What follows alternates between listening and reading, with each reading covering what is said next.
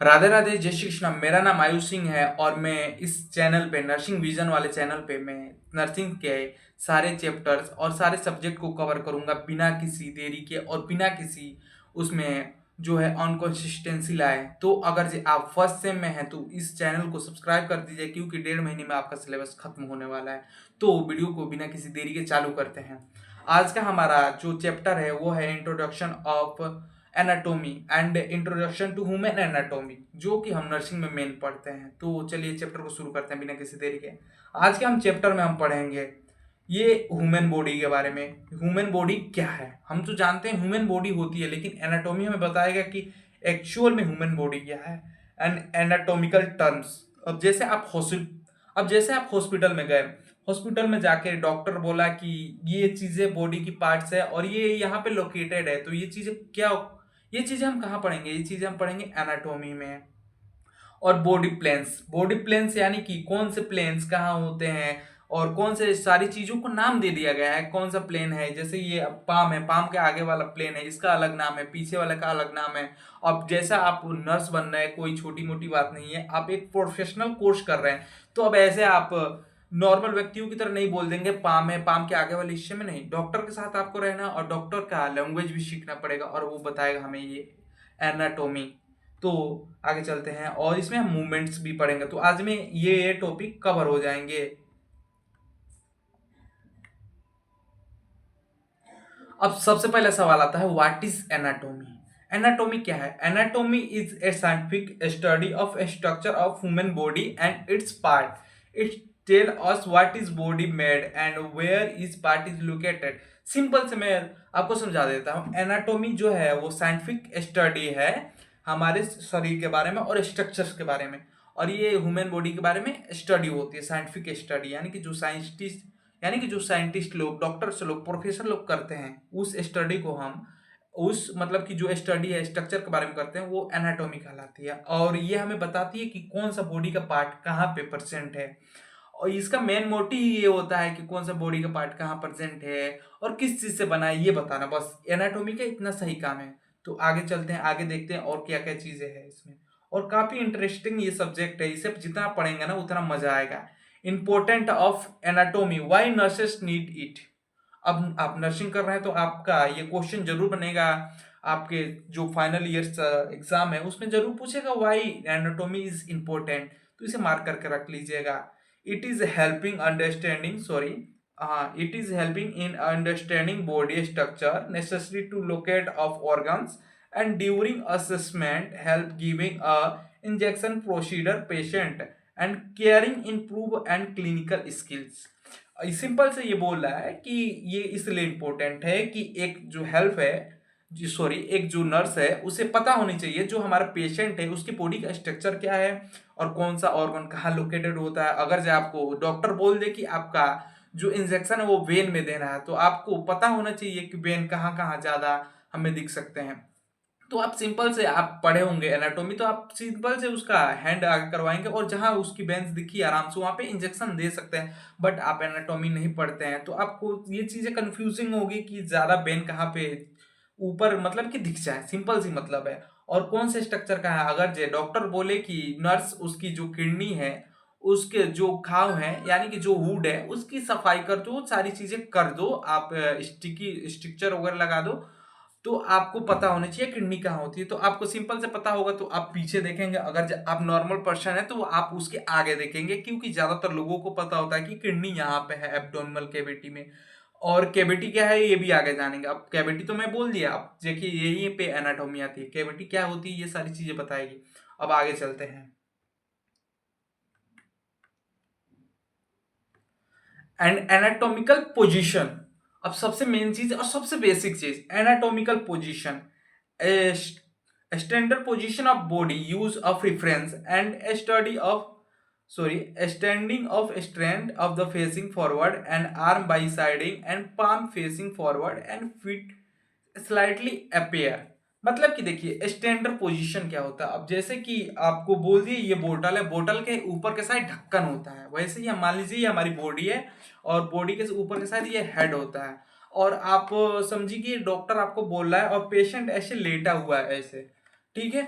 Patient लेटा हुआ है, अगर जे डॉक्टर बोले कि नर्स उसके ऊपर के साइड, अपर साइड इंजेक्शन देना है, कैनुला लगाना है, एटीसी एक्सेट्रा कुछ भी करना है, प्रोसीजर करना है, तो आप एक उसका मतलब कि एक स्टैंडर्ड पोजीशन होता है। अब ये पेशेंट है, अब तो डॉक्टर बोल दिया अपर साइड करना है, तो अपर साइड तो ये हो गया, और लेकिन वो तो उसके हिसाब से वो बोल रहा है कि हेड में करना है, तो हेड तो ये है नहीं, उसीलिए एक पोजीशन सेट की गई है। और इसमें एनाटॉमी में एक पोजीशन होती है जिसमें कि जो इंसान होता है, एक पासपोर्ट साइज जब आप फोटो आप खिंचवाने जाते हैं, जिस स्ट्रक्चर में और जिस पोजीशन में खड़े होते हैं, उसे स्टैंडर्ड पोजीशन बोला जाता है। जैसे कि आप खड़े हो गए बिल्कुल सीधा, हाथ सीधा, पाम जो है वो आगे की तरफ, और आपका फेस बिल्कुल सीधा स्ट्रेट है, और हाथ हल्के से थोड़ा से दूर है, हल्के से जैसे आप फोटो ले रहे हैं, और हल्के से जो हमारा ये फिट है, यानी कि जो पैर है वो हल्का सा दूर है, उसे हम स्टैंडर्ड पोजीशन मानते हैं,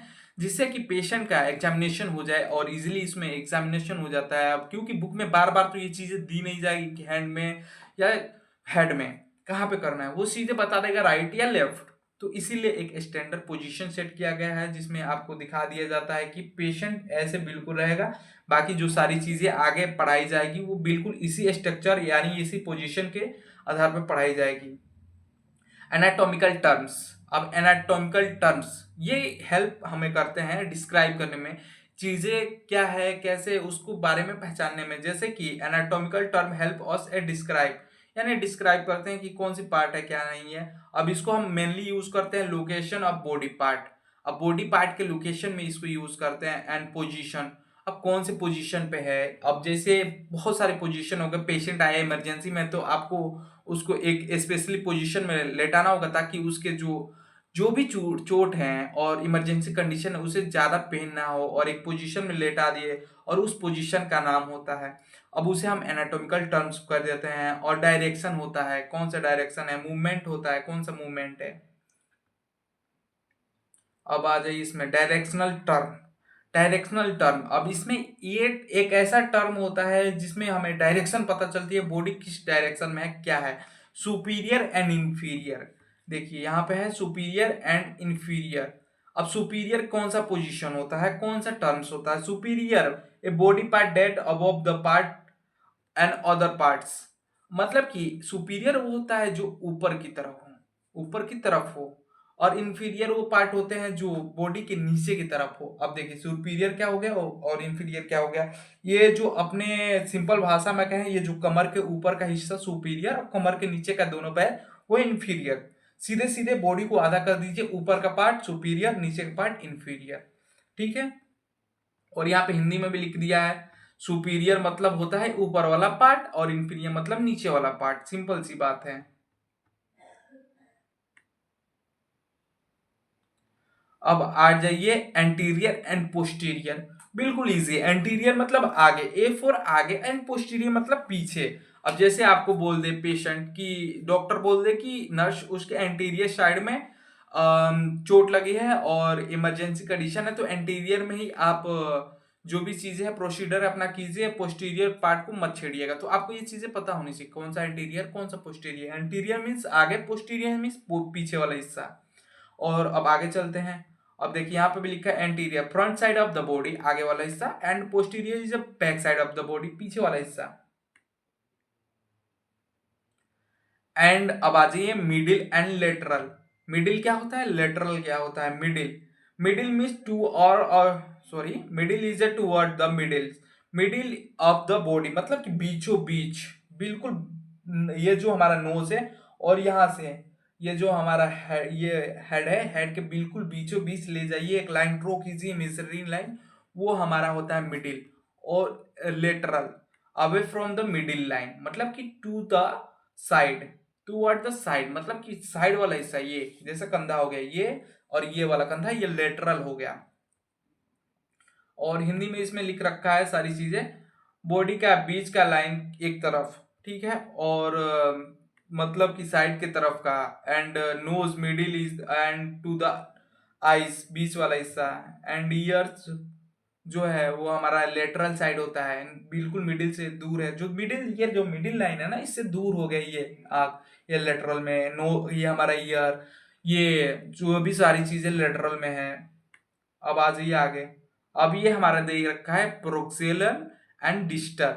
ये जो प्रोक्सिमिलियल होता है एंड डिस्टल होता है। प्रोक्सिमिलर मतलब कि closer to the point of attachment near to the body, मतलब कि जो बॉडी के पास होता है। अब जैसे ये हमारा शोल्डर हो गया, बॉडी के पास है, इसको हम प्रोक्सिमल बोल देंगे, प्रोक्सिमल बोलेंगे। एंड ये सारी चीजें जो हमारी बॉडी के पार्ट है, मतलब कि पास है, सॉरी बॉडी के पास है, उसे हम प्रोक्सिमल बोलेंगे। और डिजिटल किसे बोलेंगे? Digital further point of attachment, जो हमारा ये अटैचमेंट है ना, ये जो जिससे बॉडी अटैच हुई है और उससे दूर है, जैसे हमारे ये डिजिटल हो गए यानी कि फिंगर्स, ये हमारे डिजिटल पोजीशन पे हैं, इसे डिजिटल टर्म दे दिया गया है।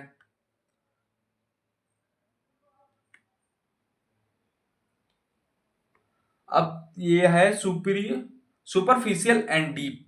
अब सुपरफिशियल एंड डीप क्या होता है? Superficial is the nearest surface of the body, यानी कि जो हमारा सरफेस, मतलब कि ये जो ऊपर है सुपरफिशियल, यानी कि जो हमारा ये स्किन है, इसके ऊपर ये जो बाल है, हेयर्स हैं, और इसके ऊपर जो भी चीज है वो सुपरफिशियल हो गई, सिंपल सा मतलब। और deep away from the surface and inside, मतलब कि डीप मतलब कि सरफेस से दूर और इनसाइड बॉडी का अंदर हो, जैसे कि हमारे वेन्स हो गए और बोन्स हो गए, ये सारी चीजें हमारे सरफेस जो है स्किन के अंदर है और इससे दूर है, तो इसे हम डीप बोलेंगे। अब इसे हिंदी में भी लिख रखा है, सुपीरियर मतलब कि ऊपर स्किन के पास, ठीक है, और डीप का मतलब अंदर और डीप में जो चीजें होती है, ठीक है। और यहाँ पे आप डायग्राम भी देख सकते हैं। अब डायग्राम देखिए, एंटीरियर यानी कि आगे वाला हिस्सा, ये जो ये हिस्सा है वो एंटीरियर है, एंड पोस्टीरियर ये पीछे वाला हिस्सा पोस्टीरियर होता है।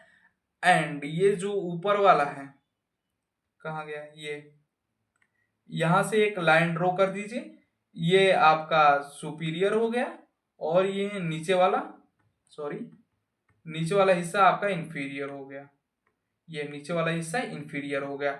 अब देखिए इसमें एक बार रिवीजन भी हो जा रहा है हमारा। प्रोक्सिमल, ये जो हमारा शोल्डर है ये प्रोक्सिमल हो गया, और ये डिजिटल ये शोल्डर से जुड़ा हुआ है बट ये बॉडी से दूर है, देखिए इतना दूर है, शोल्डर से जुड़ा हुआ है पर बॉडी से दूर है। और मिडिल, ये मिडिल यानी कि जो ये बीच वाला है उसे मिडिल बोलते हैं। लेटरल मतलब दूर होता है, अगर से ये वाला हैंड यहाँ पे हो, यहाँ पे, तो ये मिडिल में है, और लेकिन यही वाला हैंड यहाँ पे है तो ये लेटरल में है। और प्रोक्सिमल, प्रोक्सिमल मतलब कि ये देखिए यहाँ पे प्रोक्सिमल, प्रोक्सिमल बता ही दिए बॉडी से पास में हो, ये जो हमारा कैविटी। और डिजिटल देखिए ये बॉडी से दूर है, ये डिजिटल है। तो आपको ये सारी चीजें आराम से समझ में आ गई होगी, क्या क्या डायरेक्शनल डिफरेंस होते हैं। तो अब आगे बढ़ जाते हैं हम, एनाटॉमिकल प्लेन्स एंड बॉडी। अब ये क्या होते हैं? देखिए sagittal planes divide the body into right and left. Sagittal planes मतलब कि देखिए आप बॉडी को बीच से बिल्कुल काट दीजिए, मान लीजिए बॉडी है और बिल्कुल इसके बीच से काट देंगे ना, ये सेजिटेलियन प्लेन्स हो गया। सेजिटेलियन प्लेन्स बोलते हैं इसको।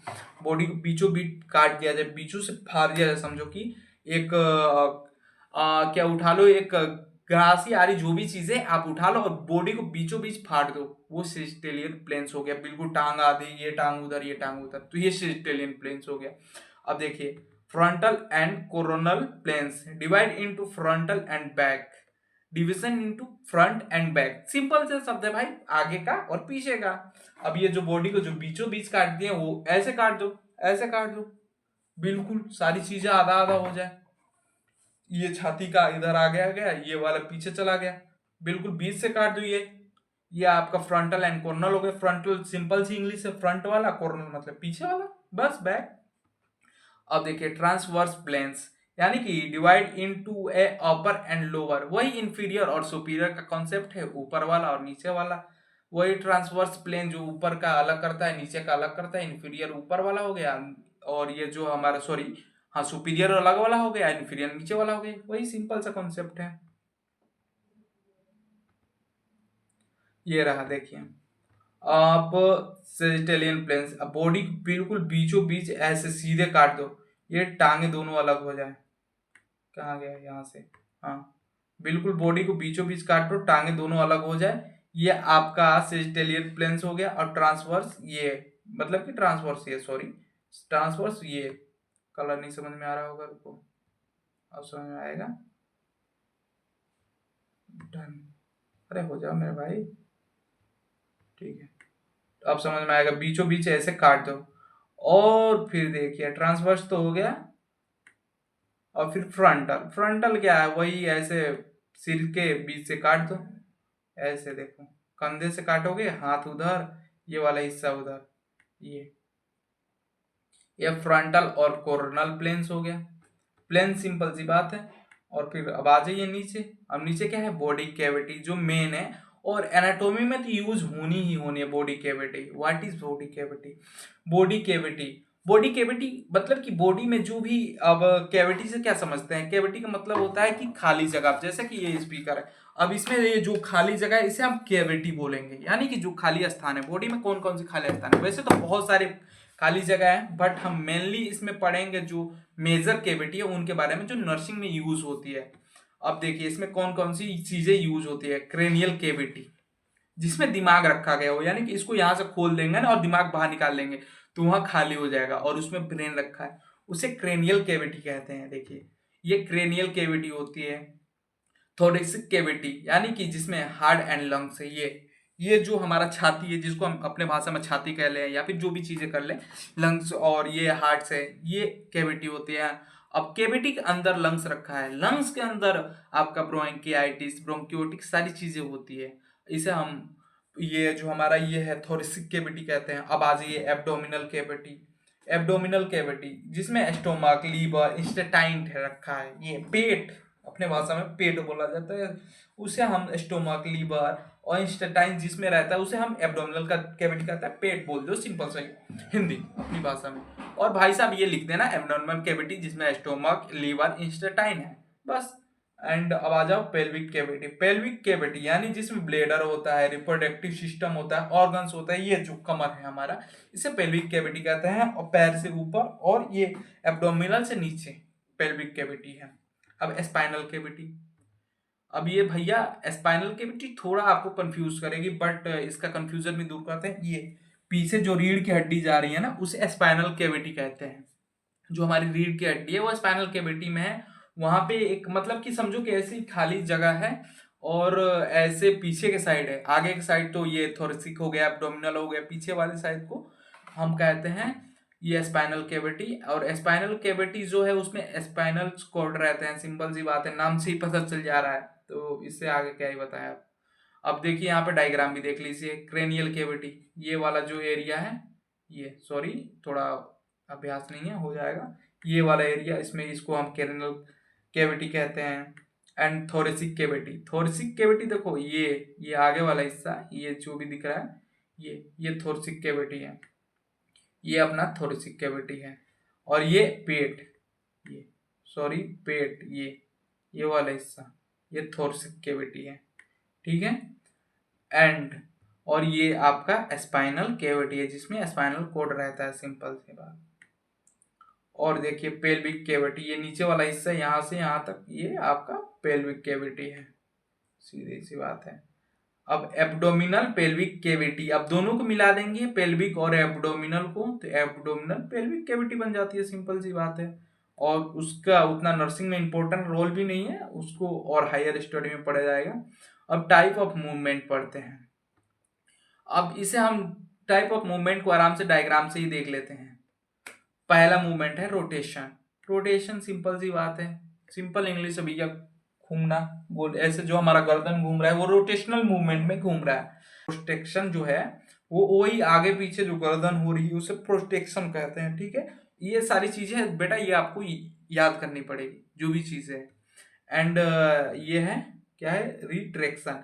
पोस्ट्रेक्शन मीन्स आगे, रिट्रैक्शन मीन्स पीछे। पोस्ट्रेक्शन मीन्स आगे, पोस्ट मीन्स आगे, रिट्रैक्शन मीन्स पीछे, ठीक है। अब आ जाइए इस पे। अब ये तो हो गया रोटेशन, अब आ गया प्रोटेशन। प्रोटेशन मतलब कि ये जो आपका हैंड है ऐसे है, और इसको उलाट के ऐसे कर देंगे ना, सॉरी नहीं हो रहा, ऐसे कर देंगे ना, तो ये प्रोटेशन हो गया। और ये है स्पिनेशन। स्पिनेशन, अब हाथ ऊपर है तो हाथ को नीचे कर दीजिए, ये स्पिनेशन हो गया। थोड़ा लाइट आंखों पे आ रही है तो दिख नहीं रहा है, इसकी वजह से थोड़ा दिक्कत हो रही है। इनिशिएशन मीन्स जो हमारा ये जो फिट है ना वो ऐसे हो रहा है, और इनर्वेशन मीन्स ये ऊपर ठीक उल्टा हो जा रहा है इसका। देखिए जो भी चीजें वो मूवमेंट में इसका उल्टा दे दिया, उल्टा सीधा हो जा रहा है इसी में। सर्कमडुकेशन मतलब कि ये जो हाथ है ये ऐसे ऐसे घूम रहा है, ऐसे एक जगह नहीं घूम रहा है, ऐसे ऐसे ऐसे घूम रहा है, वो सर्कमडुकेशन है, ठीक है। और ये सर्कमडुकेशन है, इसे रोटेशन आप नहीं बोल सकते हैं। आप कहीं सोचो कि ये भी तो रोटेट ही हो रहा है तो रोटेशन बोल दिया, तो इसे रोटेशन नहीं बोल सकते। और ये है डिपरेशन। डिप्रेशन वही कंधा जो नीचे ऐसे झुका लिए, पुष्पा झुकेगा नहीं। डिप्रेशन। इलिविकेशन, इलिविकेशन कंधा उठा लिए और कंधा झुका लिए, पुष्पा बन गए, ये आपका डिप्रिकेशन, इलिविकेशन। और ये है आपका अडिड्यूकेशन। अडिड्यूकेशन मतलब कि ये जो आपका हाथ है वो ऐसे है नीचे की तरफ। अडिड्यूकेशन एंड अबिबिकेशन मतलब बाहर की तरफ, बी मतलब बाहर और डी जिसमें आ रहा है उसमें मतलब अंदर, ठीक है। और ये आपका एक्सटेंशन और फ्लेक्सेशन, वही सिंपल से इंग्लिश। फ्लेक्सेशन मतलब मुड़ना, एक्सटेंशन मतलब खोल देना, सिंपल से इंग्लिश यूज हुई है। मूवमेंट में तो आई थिंक आपको कोई दिक्कत नहीं होगी। अगर जे आपको कोई दिक्कत आ रही है इसमें तो कमेंट करके जरूर बताएं। और वीडियो को एक बार मैं समराइज कर देता हूँ। Anatomy, anatomy means anatomy is a study of structure. Simple सी बात है, इतना चीज लिख दोगे ना एग्जामिनर खुश भैया एनाटोमी के बारे में तो बच्चे को कुछ आता ही है। And anatomical position is universal difference. अब जैसे कि मैं आपको करके भी दिखा देता हूँ, शायद दिखे या ना दिखे।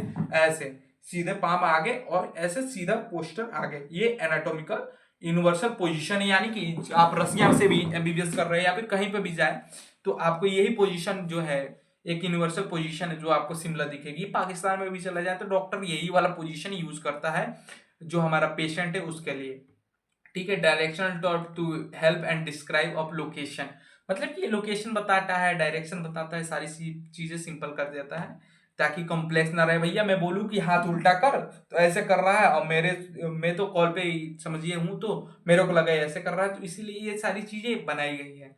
And body plans and divide body into session. जो बॉडी प्लान्स है वो बॉडी को मतलब कि छोटे छोटे हिस्सों में बांट देती है जिससे स्टडी करने में इजी हो जाता है। आप यही बोतल है, ऊपर वाला पार्ट सुपीरियर, नीचे वाला पार्ट इंफीरियर, और ये आपका पोस्टीरियर, एंटीरियर, ये सारी चीजें हम बना दिए ताकि इसको स्टडी करने में हमें इजी हो जाए, ठीक है। एंड केविटी, केविटी का मेन काम क्या होता है, वो होता है प्रोटेक्शन। प्रोटेक्शन का मेन काम होता है जो ऑर्गन की प्रोटेक्शन कर। अब ये बोतल है, बोतल में पानी है तो तब तक प्रोटेक्टिव है। मैं चाह कर भी इसको कोई शेप नहीं दे सकता। वही अगर जो पॉलीथीन में होता तो मैं उसको छेद कर दूं या फिर सारी चीजें कर दूं, वो प्रोटेक्टिव नहीं है, वो अपने आप को शेप महसूस नहीं करेगा वहां पे। एंड मूवमेंट जो होता है वो ज्वाइंट को डिस्क्राइब करता है, ज्वाइंट में कौन सा एक्शन हो रहा है। आगे तो चलकर हम ज्वाइंट के बारे में भी पढ़ेंगे, बॉल एंड सॉकेट ज्वाइंट, सारी जितनी भी ज्वाइंट्स है उसके बारे में पढ़ेंगे। तो ये कौन सी मूवमेंट हो रही है, कौन सी मूवमेंट नहीं हो रही है, वो सारी चीजें बता देता है ये। तो थैंक यू, आज के लिए बस इतना ही। और आपको अगर ये पसंद आया हो मेरे पढ़ाने का तरीका या फिर इसमें भी कुछ इम्प्रूव करना हो और क्या चीजें नहीं समझ में आई मुझे कमेंट जरूर करें। और नोट्स आप डाउनलोड कर लीजिए व्हाट्सएप पे, नोट्स आप डाउनलोड कर लीजिए व्हाट्सएप चैनल पे जाके, और सिंपल सी चीज है। और आपको नोट्स चाहिए तो नहीं चाहिए तो कोई बात नहीं। थैंक यू, राधे राधे, जय श्री कृष्णा।